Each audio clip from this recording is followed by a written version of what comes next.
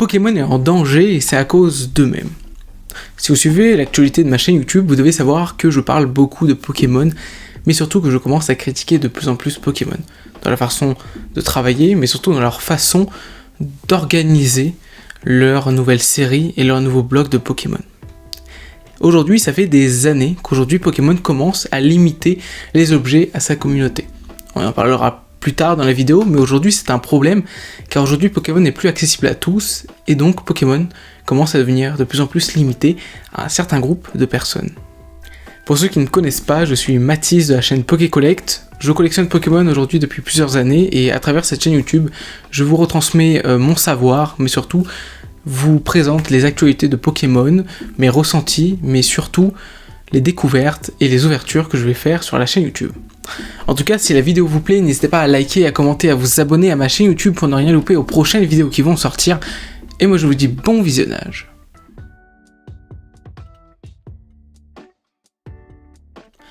Comme je l'ai dit dans l'introduction de la vidéo, aujourd'hui Pokémon limite les objets et les cartes Pokémon à sa communauté et principalement aux collectionneurs de Pokémon.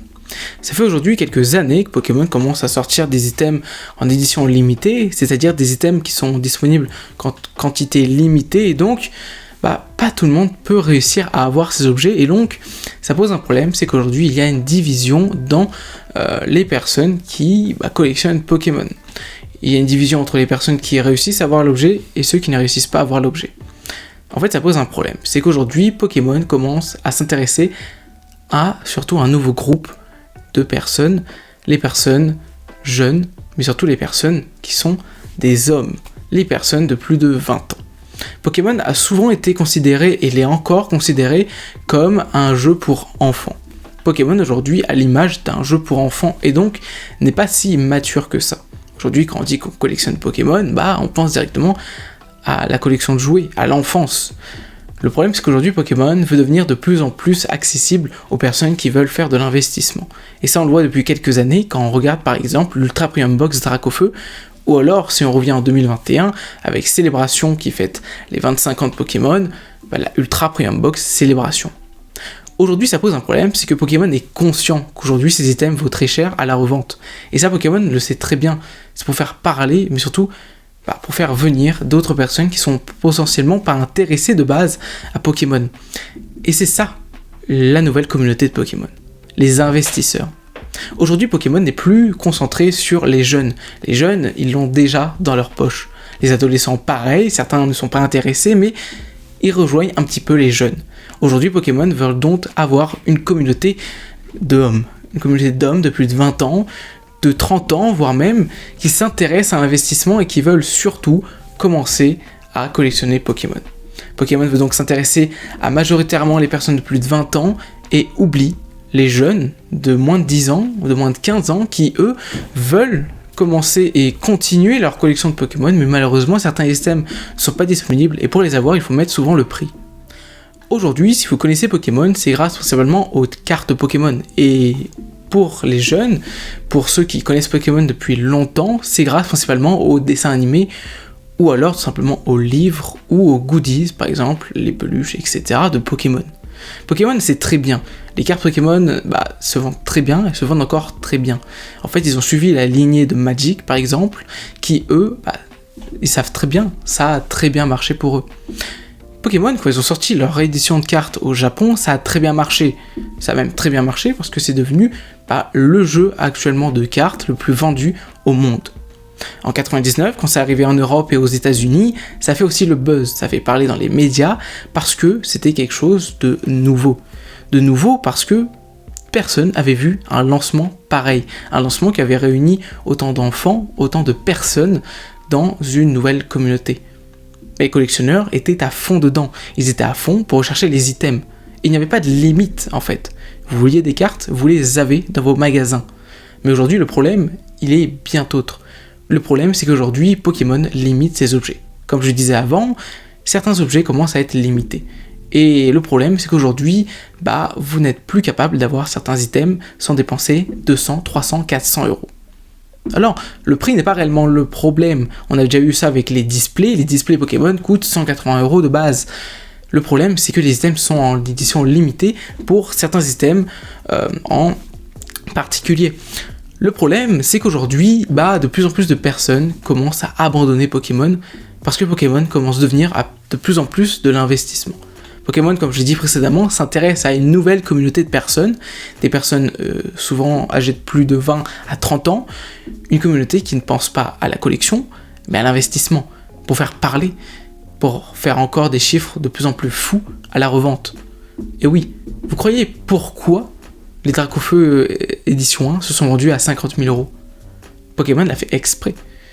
Ah oui, en faisant la réédition de XY Evolution, ils n'ont fait que engendrer de plus en plus de la hype autour de Wizard édition 1. Et ça, on le savait très bien dès le lancement.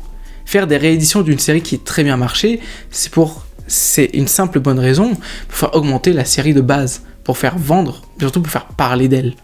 Si XY Evolution était la première réédition du set de base, les cartes iconiques comme Dracofeu, Florizarre et Tortank, sont quand même réutilisées dans d'autres séries.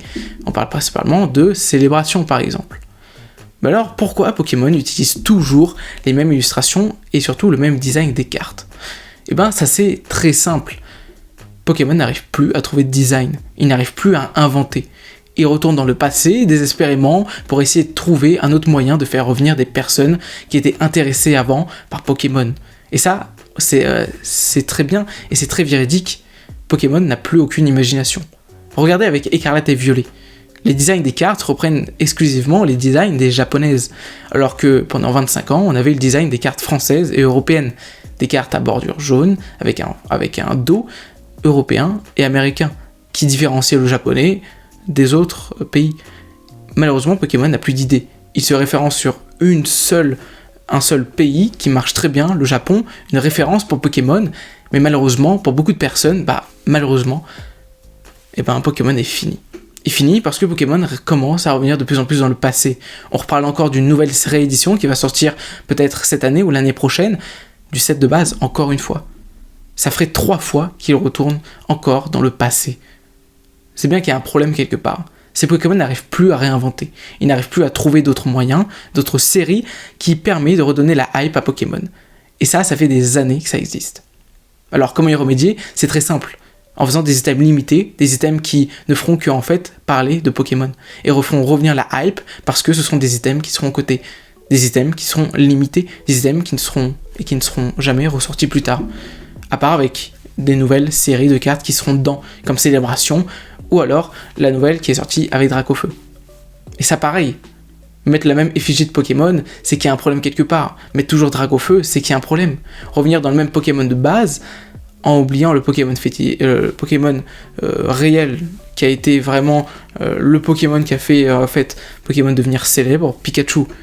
Aujourd'hui, ils oublient ce Pokémon de base et revient au Pokémon qui est aujourd'hui le plus connu, parce que c'est le Pokémon qui fait le plus parler, c'est Dracofeu. Pokémon n'aime pas autant Dracofeu que Pikachu. Pokémon met toujours du Dracofeu dans les séries parce que ça fait parler. Et Dracofeu dans une série, tout le monde veut se l'arracher. Tout le monde va voir ce fameux Dracofeu qui va faire augmenter la cote de la série. Et ça, tout le monde le sait. Et c'est pour ça qu'aujourd'hui Pokémon revient dans le passé.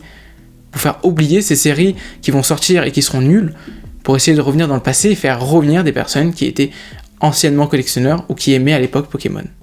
Pokémon est donc rentré dans un cercle vicieux. Le cercle d'enfermer sa communauté dans un passé. Dans un passé peut-être assez proche, mais un passé quand même. Il n'y a plus réel d'innovation dans les illustrations de cartes ou même dans les séries en général. Si aujourd'hui même les youtubeurs eux-mêmes commencent à galérer à faire des vues sur YouTube en parlant de Pokémon, c'est qu'il y a une bonne raison. Aujourd'hui, quand vous parlez des nouvelles cartes, ça fait moins parler que quand vous parlez des anciennes cartes. Et ça, c'est normal. C'est normal parce que Pokémon l'a très bien fait. Pokémon sait très bien qu'aujourd'hui, ce qui fera des vues, et ce qui surtout fera parler de Pokémon, c'est les anciennes cartes. Et c'est pour ça, et c'est pas anodin, que Pokémon sort des rééditions des anciennes séries, et principalement toujours du set de base. Set de base iconique de Pokémon, parce que c'est ça qui a fait parler dans les médias le plus. Aujourd'hui, quel média réellement s'intéresse à Pokémon? Aucun. Pokémon aujourd'hui ne fait plus parler. Et pour faire parler, il faut retourner dans le passé, là où ça a marché précédemment. Donc voilà, j'ai terminé cette vidéo, j'espère qu'elle vous a plu. Vidéo qui est quand même un petit peu pour vous montrer aujourd'hui que Pokémon commence de moins en moins à en fait écouter sa communauté et surtout commence principalement à recréer une communauté d'investisseurs, une communauté qui ne s'intéresse pas pour ce qui est Pokémon pour la collection, mais ce qui est Pokémon pour l'investissement et surtout ce qui est Pokémon pour faire du buzz et pour faire parler de la marque. Donc voilà, j'ai terminé la vidéo et j'espère qu'elle vous a plu. Si la vidéo vous a plu, n'hésitez pas à liker, à commenter, à vous abonner à ma chaîne YouTube pour ne rien louper aux prochaines vidéos qui vont sortir. Et moi je vous dis à une prochaine vidéo, c'était Mathis, ciao.